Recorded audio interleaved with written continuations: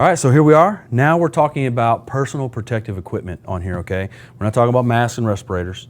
We're just talking about eyes and ears, okay? So these are the most important things when it comes to your personal safety in firearms related stuff like this. All right, so starting off with your eyes and ears, you're going to want to protect your ears because these guns go off, decibels are high enough that you're going to cause permanent ear damage.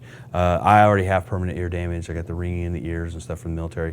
When I started off, shot guns as a kid, during the summers growing up outside of Nashville and stuff like that, and we'd shoot rifles and all these things. No body warrior protection, it wasn't really a thing. So had a little bit of ear damage from that, but then joined the military and became a machine gunner. Started off as a machine gunner, ran a 60, an M60, which is a 308 belt-fed machine gun, and shot the Maudus 50 cal and the Mark 19s. So those are the guns that I originally trained on. All we had were these little foam earplugs. They weren't sufficient enough for guns of that magnitude. Shot those for years, then went into the sniper aspect of it, went into a Stapleton, then we're shooting 308 high-power rifles on a regular basis, laying down behind the guns all day, and then we got the Barrett 50 cals and we were shooting the Barrett 50 cal sniper rifles. And all the time just using little foam earplugs.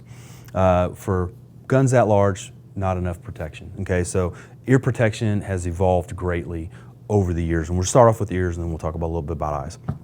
Okay, so standard earplug, okay? Standard orange little foamy earplug. You got the little yellow ones, you got the little orange ones. If I have to do any of them, I prefer these orange ones because they're a little bit softer. These do pretty good for handguns and stuff like that, okay? So when you're at the range and you're shooting and you have to use these are great when it comes to handguns and things. As soon as you start going up into rifles and other high-powered things like that, you want to start stepping up your hearing protection as well. So other things that you can get into is just regular passive earmuffs. And for years, my entire law enforcement career, they seen the importance of protecting your hearing and going into using double ears. You wore inner and outer ears. These were considered inner because they go into your ears, and then the outer ears were just the passive earmuffs, which looks about right. I usually throw earmuffs and stuff inside of here too, the inner ears. But passive outer ears too, so it's giving you a double layer of protection. The double layer of protection it works great for protecting your hearing, but a lot of people don't realize that it also helps you with your accuracy and your marksmanship. Part of firing a gun is the shock and the loud report of the firearm, and then that generates a lot of problems with shooters when they're trying to work on their marksmanship. They flinch, they buck, they jerk, and all these different problems that are associated with marksmanship that we can get into a whole separate thing on that at a later date. But when you eliminate some of that loud report and some of that shock, that initial bang that comes on, that helps settle a person down. So a lot of times when I see a shooter that's just wearing these and they're on, sometimes you wear different, you're shooting on different ranges that have baffling or indoor ranges or things like that. These sounds go, they bounce off the walls, they come back, they come up, they hit the baffling in the ceiling, they come back. So you're getting hit with this loud report from a lot of different angles. And a lot of the ranges nowadays have the bulletproof walls in between the shooting lanes themselves. So you're shooting this gun, and this gun's going off inside a very small box that you're standing in. It's mostly is usually bulletproof. So obviously that sound is going to ricochet off those walls. It's going to bounce back. It's going to reverberate. It's going to hit you, and it magnifies the intensity of the firearm going off. So when I see people having a lot of issues in shooting and marksmanship, a lot of times I will suggest to them to wear inner ears and outer ears. Okay, so right now we're just talking about inner ears, outer ears, passive. These have been around for a long time. Great, work great for a lot of things. Now, stepping up, the industry has really come a long way in electronic hearing protection. So electronic hearing protection nowadays, what they have is they have microphones that are on the front here.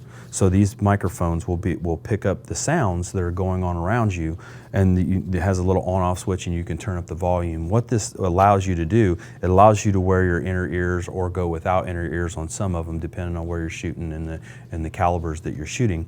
And what it does is it amplifies the sounds around you so that you can hear clearly to range commands. So a lot of times I'll wear these, I'll turn these up, and these have directional mics. If I'm the shooter on the line, a lot of times I'll turn these backwards and I'll have the mics facing behind me, because the range instructor or whoever's calling the course of fire or whoever's giving the instruction at a shooting competition, the mics are facing them and I hear them very clearly. If I'm standing on the line and I'm shooting downrange, there should be no one in front of me. So for me to have the mics facing forward is not a very good idea, because there's really no commands coming from the front. There's really nothing in front of you that you have to worry about someone calling ceasefire or anything like that if something becomes unsafe. So when you go to use these electronic earmuffs, a lot of times, most people, we always put them with the mics facing forward, because when you're talking to people, you want the mics facing that direction. But when you're shooting on the line, I usually flip mine around so that I can hear the range commands. On the opposite side of the house, if I'm running the line, we do a lot of shoots. We do a lot of direct instruction. We shoot quite a bit with new shooters and stuff like that.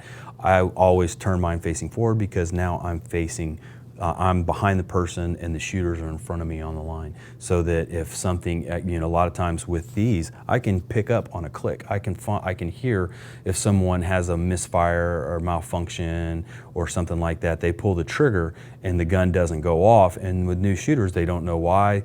That gives me an opportunity to be able to step in very quickly and help them through immediate action. They pull the trigger and they get a dud round. We've also been able to pick up things like squib rounds where just the bullet doesn't shoot all the way out. It just comes out and gets stuck in the barrel because it didn't have a high enough powder charge. So you're able to pick up a lot of things with these. Now, the electronic ear protection shuts off at a certain decibel, so you can hear very clearly when people are talking, but when the gun goes off and the sound enters that microphone, if it's above a certain decibel, it shuts these off, and it just doesn't transmit that sound into the inner microphones or into the inner speakers. So it works great in being able to help you with all of your surroundings and remain very aware. And then on top of that, not having to take these on and off on a regular basis, because when you are a firearms instructor or if you are in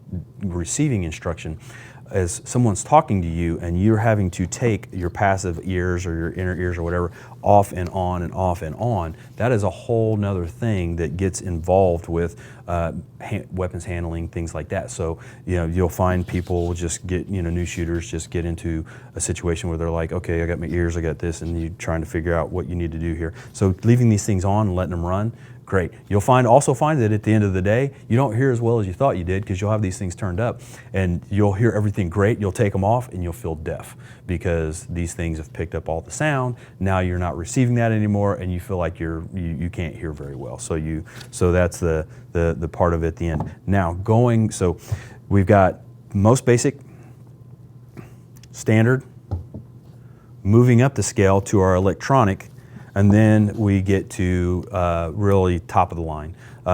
You got several companies come out with these electronic passive ear protection. We were given these at SHOT Show this year on Industry Range Day, and these are safety ears,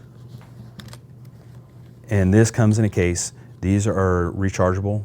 They're tiny little earbuds, and basically they do everything that these do in this package. Okay, this is the size. So you'll see in our review videos, you'll see me wearing these a lot. So these things are very effective. They're very simple to use. They're now my favorite.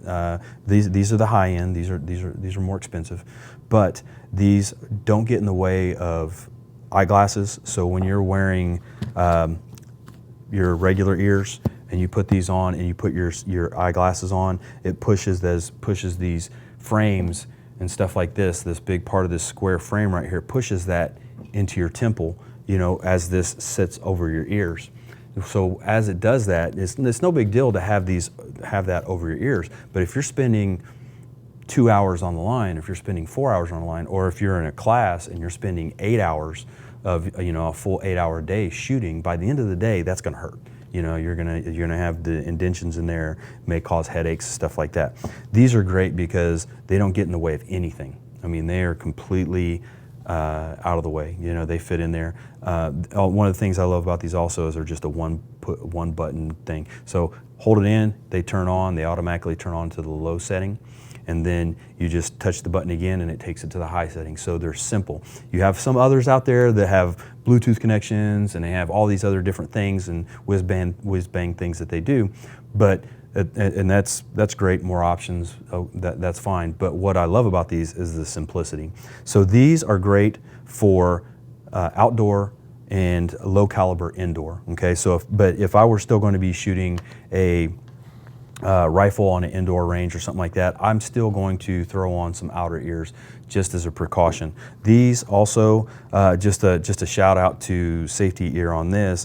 They gave me this box with it already charged, and I've been running these for months and I haven't had to charge this at all. When you put them back in, it recharges each piece. And it just keeps recharging. I just throw them back in there. Every time I open this, they're 100% charged. Comes with the foam and the plastic inserts for just your typical normal cone-shaped right here. So your typical normal cone-shaped rubber ears. So these are great. These are now my favorite. I use these all the time, so you're going to see me wearing these a lot in the video. And you'll see them sitting out on the table too at our reviews. So ear protection, you got to have it, or else you're going to end up just with the ears ringing all the time. Headaches from shooting all day stuff, those things get pretty brutal sometimes, especially if you're shooting high caliber stuff. So you definitely want to protect your hearing. Moving on to iPro. So again, this is the stuff that when you're shooting on a regular basis, all ranges require iPro and EarPro, ear protection. Pro meaning ear protection. So they all require EarPro and iPro.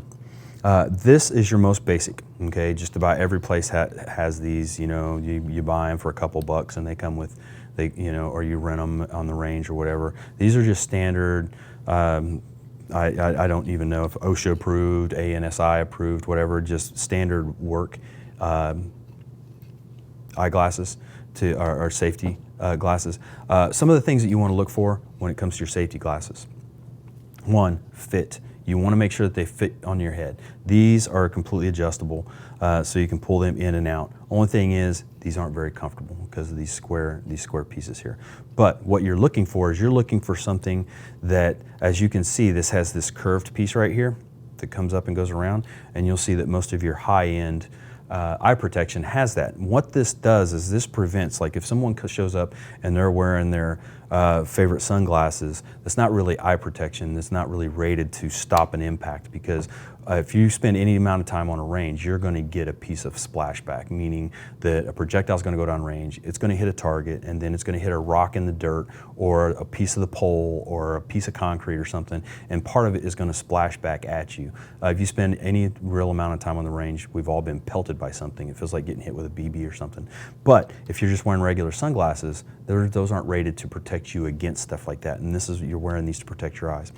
Okay, so sunglasses don't cut it as far as your protection, as far as impact protection. But two, they all have this curve on top, and this curve, what that does is that prevents, when you're wearing these glasses, that as you're wearing these glasses, if a round comes up and ejects and it comes back and hits your hat, hits your forehead or whatever, bounces off the wall over here, and then comes back and hits you or whatever, it won't fall down in between this temple piece here. So I know plenty of people that have had rounds go down their collar and stuff like that. But with the modern innovation in eye protection, that's one of the things that they take into account, is that part there. Now I have used eye protection that was the big regular glass eye protection, like when I went through Federal Law Enforcement Training Center, FLETC down in Georgia. They had those for a while, and I've had rounds come back and go down in there and then pinch down, and you end up with this nice burn on the side of your face, or but that can prevent that. So these are just basic eye protection. These are just a couple dollars and worth every penny for what you get. Now, moving up the scale, this is a pair of Oakleys that I got years and years ago. I've probably used these shooting glasses for, I would say, at least 15 to 17 years. I don't even know. But keeping them in their case and only using them when I go out to the range, these things have paid themselves off tenfold. Great quality optics, but the thing is that one of the things they didn't take into account back when they made these 15 years ago is these big fat wings right here. They just, oh, those are stylish, so we'll put those on there, great. Well, these actually kind of push into your temple a little bit, and they also have the molding that, they stamp molding of the name, serial number, model number, whatever. They were kind enough to stamp that right into the temple portion so that as you push, as your ear pro sets on here and it pushes into your forehead, it molds this nicely into your temple. So that way at the end of the day you can read what model number it is right on the side of your forehead.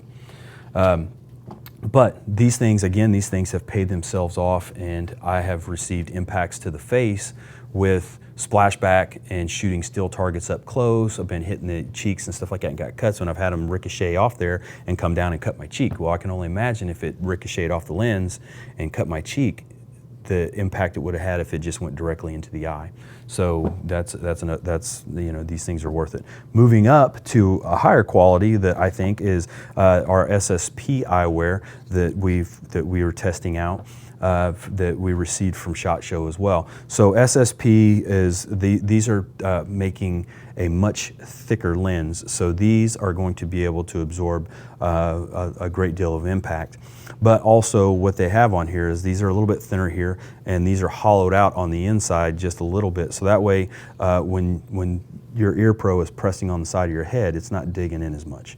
Okay, the pieces that can pop, these pieces can pop in and out. So if you buy a set of these, let me turn these right side up. You buy a set of these and you scratch it, you drop them. That's just the nature of averages. You're going to drop these on concrete. You're going to hang them off your belt when you're talking with someone. They're going to fall off. You're going to step on them, whatever. These things have warranties, but then two, you can pop these lenses out and you can put different lenses in. But one of the things that I really like about the SSP eyewear is that for a lot of us, myself included, as I'm aging, I get to a point where I'm going to start needing to wear my reading glasses on a regular basis. You can buy the inserts that are in here, and they are in the lenses. Okay, so they will be. You have them made, put in here, and they are actually in the lenses. Whereas other models and older models usually have a thing that bridges on a little bridge that'll set in here, and then it puts your prescription lens on the inside of the thing itself. These will actually be molded into the lens if you order them, and then they can also do another selection also is for bifocal, so that instead of your bifocal being on the bottom, having it up in the top, so it would be on the top of the lens, because that is where, when you're taking your sight picture and you're looking down the sights of your gun, your head is usually in this position, head lean forward a little bit, hands out, so that you can have that prescription for right at the right focal length for you to be able to see your sights clearly, which is a huge benefit. A lot of us, we have glasses that, reading glasses, different types of glasses, and you have trouble seeing at different ranges. So they can put a prescription in here that gives you your total regular vision, and then they can also add a section up in the top for you to be able to use a bifocal to be able to see and be at the right focal length for you when you're at full presentation. So eyes, you gotta have them. So we're gonna move on.